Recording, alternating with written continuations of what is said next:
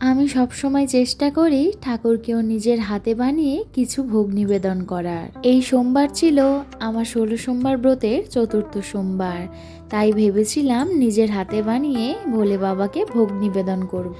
স্নান সেরে এখন ভোগ রান্না করতে বসে গেছি। এই বছর প্রথম শ্রাবণ সোমবার থেকেই তো আমি আমার ১৬ সোমবার ব্রত শুরু করেছিলাম।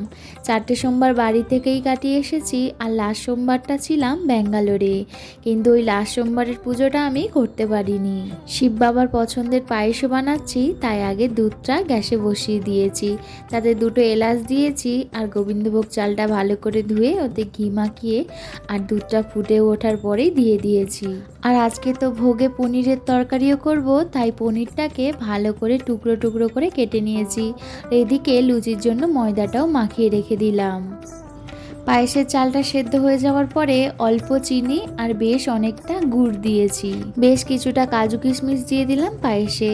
আর গুড় দেওয়ার পরে তো পায়েসের কালারটা পুরো অন্যরকম হয়। আমার তো বরাবরই সাদার থেকে লাল লাল পায়েসটা বেশি পছন্দের।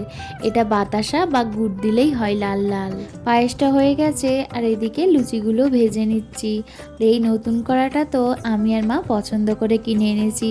আমার ওই স্টিলের কড়াতে খুব একটা ভালো লুচি ভাজা যায় না, এই ছোট্ট মতো কড়াটাই বেশ ভালো লুচি ভাজা যাচ্ছে। প্রতিবারই বাড়িতে যাই আর আমি আর মা পছন্দ করে ঠাকুর ঘরের অনেক জিনিসপত্র কিনে আনি। সেই বিয়ের পর থেকেই আমার মাও পুজোর জন্য সমস্ত কিছু গুছিয়ে দেয় আমাকে।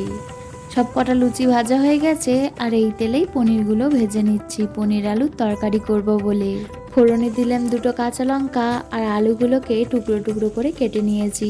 ব্যাস, এবার একটু নাড়িয়ে চাড়িয়ে এতে দিয়ে দেবো সিন্ধুক লবণ, আর সাথে দিয়েছিলাম হালকা কাশ্মীরি লঙ্কা। এতে কিন্তু কোনো হলুদ বা এমনি লবণ ব্যবহার করিনি, বা সর্ষের তেলও ব্যবহার করিনি। আলুগুলো একটু ভাজা ভাজা হয়ে গেছে, তারপর পনিরগুলো দিয়ে দিলাম। ব্যাস, একটু নাড়িয়ে চাড়িয়ে জল দিয়ে বেশ কিছুক্ষণ ফুটিয়ে সেদ্ধ করে নিলাম। এই যে ঠাকুরের জন্য পনির আলুর তরকারিও রেডি হয়ে গেছে। আর এখন পুজোর ভোগগুলো প্লেটে সাজিয়ে নিচ্ছি। আমার চতুর্থ ১৬ সোমবার ব্রততে ভোলে বাবাকে নিবেদন করছি লুচি, সাথে পনির আলুর সাদা তরকারি, আর রয়েছে বাবার পছন্দের ক্ষীর আর বাড়ি থেকে আনা সন্দেশ। আগে থেকেই বাবার জন্য তুলে রেখে দিয়েছিলাম। বাবার ভোগে যেহেতু তুলসী পাতা দিতে নেই, তাই ফুল দিয়ে নিবেদন করলাম। ওম নমঃ শিবায়।